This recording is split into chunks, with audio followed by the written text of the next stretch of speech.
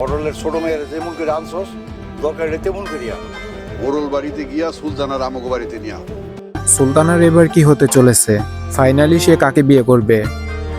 মাস্টারকে নাকি সুরুজকে নাকি তার ভালোবাসার মানুষকে? আর অপরদিকে বড় মুরলকে বাসা থেকে বের করে দেওয়ার ফলে মুরল বাড়িতে কি কি প্রভাব পড়তে চলেছে? মুরল বাড়ির সবাইকে এখনো সোহাগের বিরুদ্ধে লড়াই করে যাবে নাকি সোহাগ আর রিমাকে মেনে নিবে? তাছাড়াও ধনী গরিবের লড়াই নাটকের 84 নম্বর এপিসোডটি কবে আসবে? আর কি কি হতে চলেছে ধনী গরিবের লড়াই নাটকের 84 নম্বর এপিসোডে? এই সকল কিছু জানিয়ে দেব আজকের এই ভিডিওতে। তো ভিডিওটি এক মুহূর্ত না টেনে পুরো ভিডিও জুড়ে আমাদের সাথেই থাকুন। আর আপনি যদি আমাদের চ্যানেলে নতুন হন তাহলে অবশ্যই চ্যানেলটিকে সাবস্ক্রাইব করে পাশে বেল আইকনটি প্রেস করে রাখুন। তাছাড়াও ভিডিওটি আপনি বাংলাদেশের কোন জেলা থেকে দেখছেন সেটি আমাদেরকে কমেন্ট করে জানাতে পারেন। আর ভিডিওটি আপনি যদি দেশের বাইরে থেকে দেখে থাকেন তাহলে কোন দেশ থেকে দেখছেন সেটিও আমাদেরকে কমেন্ট করে জানাতে ভুলবেন না। তো ধনী গরিবের লড়াই নাটকের 83 নম্বর এপিসোডে আমরা দেখতে পাই সোহাগ মূলত মোড়লদের কাছ থেকে উদ্ধার করা জমিটি বিক্রি করার জন্য কিছু লোক নিয়ে আসে, কিন্তু সেইখানে গিয়ে মোড়লরা বাধা দেয়, যেই কারণে সেই জমিটি আর তারা বিক্রি করতে পারে না।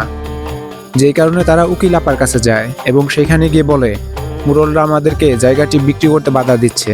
তখন উকিল আপা বলে আপনারা কাগজের মালিক, সুতরাং ওই জমির মালিকও আপনারা। যদি কেউ ওই জমি কিনতে চায় তাহলে আমার সাথে কথা বলিয়ে দিয়েন, আমি তাদেরকে সকল কিছু বলে দিব, আশা করি তাতে কোনো সমস্যা হবে না। আর এদিকে সোহাগ আর রিমা মিলে বুদ্ধি করে মুরল বাড়িতে সুলতানার বিয়ের প্রস্তাব পাঠাবে।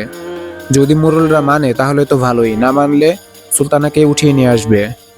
কিন্তু সোহাগ যখন সেইখানে বিয়ের প্রস্তাব নিয়ে যায় তখন সেখানে মুরল বাড়ির লোকেরা তার হাত থেকে মিষ্টির প্যাকেটটি ছুঁড়ে মারে এবং তাকে অনেক অপমান অপদস্থ করে সেখান থেকে তাড়িয়ে দেয়। তো ধনী গরিবের লড়াই নাটকের 84 নম্বর পর্বে কি হতে চলেছে?